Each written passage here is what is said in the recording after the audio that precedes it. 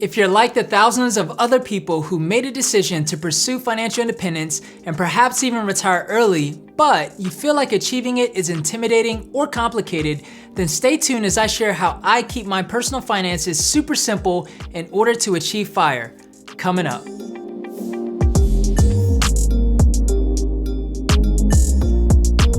What's up everyone, and welcome to the Journey of Finance, where we talk about how to achieve financial independence so that we can live life on our own terms. My name is Cedric, and if you're joining for the first time, welcome. I'm a creative entrepreneur, filmmaker, commercial model, and content creator with a passion for pursuing financial independence. On this channel, I share my knowledge on personal finance as well as my personal journey on the road to FI. So if you're like me and you want to level up on your personal finances, then make sure you hit that subscribe button and click that notification bell so you don't miss out on any video that I upload.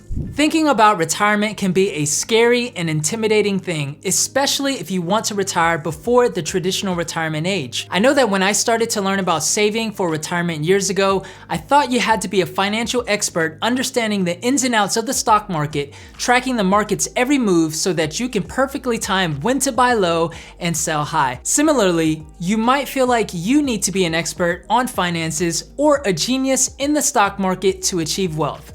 Spoiler alert, you don't have to be. In fact, countless millionaires have achieved financial independence and life-changing wealth by following a few simple and timeless strategies to help them achieve their goal. What is financial independence? Now, most of you watching may already know what FI is, but in case you don't, we'll need to define what it is to give us a framework to work within for this video. Financial independence in its simplest form can be defined as having enough wealth and passive income built up to live off of without having to rely on a job or salary. And for all of my FIRE folks out there, once you achieve financial independence, you can add the option of retiring early. Roads to FI. Now, before we get into how I keep my personal finances minimal, I just want to mention that there's no one right way to FI. You can achieve FI in many different ways, like through the stock market, real estate investing, cryptocurrency, running a business, selling a business, or some combination of any of these. So with that understanding, you can feel a bit more at ease in the fact that you'll be able to design your own personal journey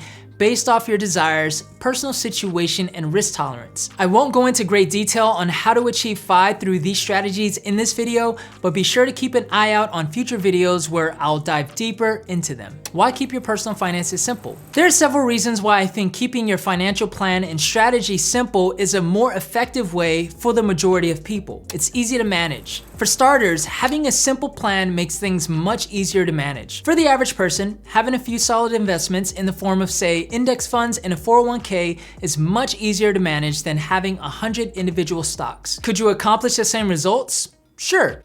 But with managing 100 different stocks comes with it having to stay up to date with each of the company's financials, performance, news about the company, and so on. Whereas with a few solid index funds, you can have diversity in your portfolio without having to individually manage each of your holdings. Easy to understand. Having a simple plan makes everything much easier to understand. You can have a good understanding of your income, saving strategy, and really know what you're invested in. Timeless principles always work. There are principles of personal finance that just always work. They always have and always will. If you don't spend more than you earn and you cut back on unnecessary expenses, invest consistently into the market, whether the market is up or down, and you have patience, then you will see your wealth grow over time. How I keep my personal finances simple and minimal. Okay, so if you zoom out and take a macro level look at how I structure my personal finances, you can split it up into three main categories: income, budget, and investments. Income. As a freelancer and small business owner, I have several different sources of income, including money from my video production business, commercial modeling gigs, my other YouTube channel, and hopefully soon to be this one, affiliate sales, royalty-free music sales, and the occasional random gigs that I might do. As you can imagine, my income fluctuates month to month, but my goal is usually to hit a certain threshold of income a month between all my sources and also find ways to increase not only my income amount, but also my income sources. Budget. The next category is my budget, or in other words, my monthly money plan. I previously made a video going in depth on how I like to budget, which you can check out right here. But basically, I simply take all the income that I made from the previous month, deduct any expenses from this amount, and essentially throw the rest into my investments. It's that simple. Now, I do give myself a little cushion of money to account for any unexpected expenses that might creep up during the month, but outside of that, I keep very little in my checking account. Now, for those of you who may have 1 or 2 income sources that pay you a similar amount every month or every 2 weeks, then determining a savings rate is a great strategy to help you project how much you can save and invest every month. For some, it can be as little as 10% of your net income a month, or if you're really ambitious, up to 50% or more. Because my income fluctuates monthly, so does my savings rate. So I just simply try to invest everything left over after my monthly expenses. Side note, it's important to note that I do have a fully funded emergency fund that will cover at least 3 months worth of expenses. That's money set aside in my savings account that I never touch unless I have an emergency situation. Luckily, I haven't had to dip into it yet, so hopefully it'll stay that way. Investments.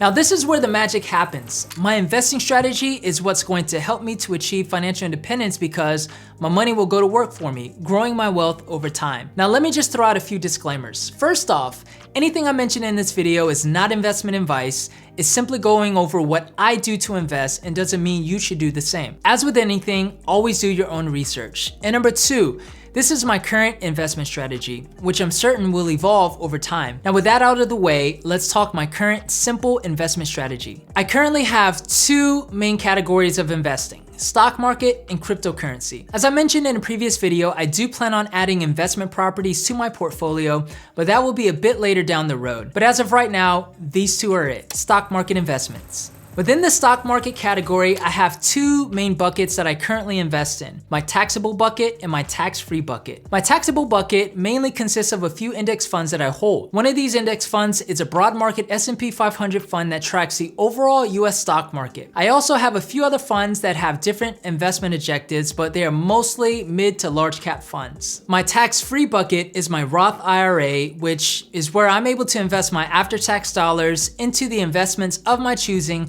allowing it to grow tax-free until I'm ready to access the funds at retirement age. I invest in a few index funds in my Roth IRA as well. With my Roth, my plan is to max out my contributions every year, which at the time of this recording is $6,000 if you're under the age of 50 and $7,000 if you're 50 and over. This is a great way for me to have a bucket of money that I can access tax-free once I reach the age of 59 and a half, which means it will have decades to grow. Until then, I'll just keep contributing. Cryptocurrency.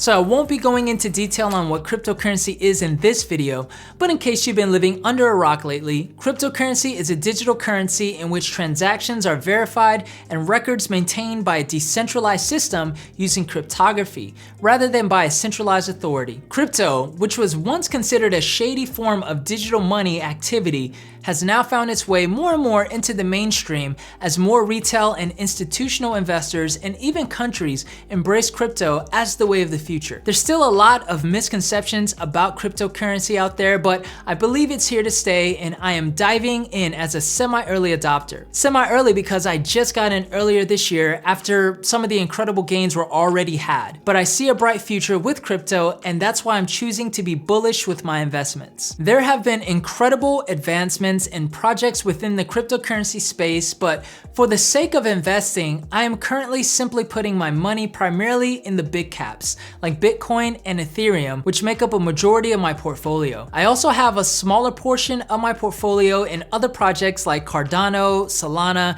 and a few others. My goal in crypto is to mainly invest my money in currencies and projects that have a long-term growth potential and grow my portfolio over time. I'm not necessarily looking for crazy explosive gains that can make me a millionaire overnight, though I welcome it, but I'm in it for the long haul. My goal is to accumulate as much Bitcoin as I can because there's a finite supply, and simply hold on to it as the value grows over the years. There are many people that are still skeptical about Bitcoin and the whole cryptocurrency space, but I do believe that it will become more mainstream over the next few years. I just want to make sure that I have a piece of the pie before it becomes more mainstream. I may make a video more focused on my cryptocurrency outlook and strategy, but for now, I'll leave it at this. Definitely look into it if you haven't already. Final thoughts. rinse, repeat, and ride it out. With my simple financial plan, I rinse and repeat month after month and ride my investments out. No matter if the markets are down or up, I simply hold my investments. Now, I will take some profits occasionally along the way when things are high and buy back in when things are down,